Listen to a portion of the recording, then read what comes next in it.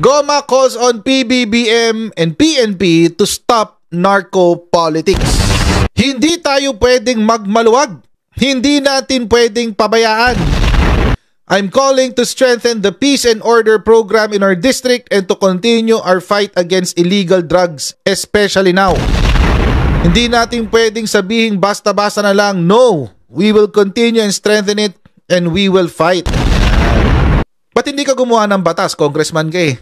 Tapos saka mo iwagayway sa taong bayan, gumawa ako ng batas.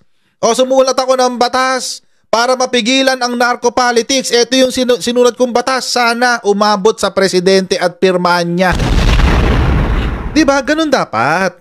Ba't kang umangawa? Trabahuin mo kasi. Mumawa ka pag nagawa mo na yung trabaho.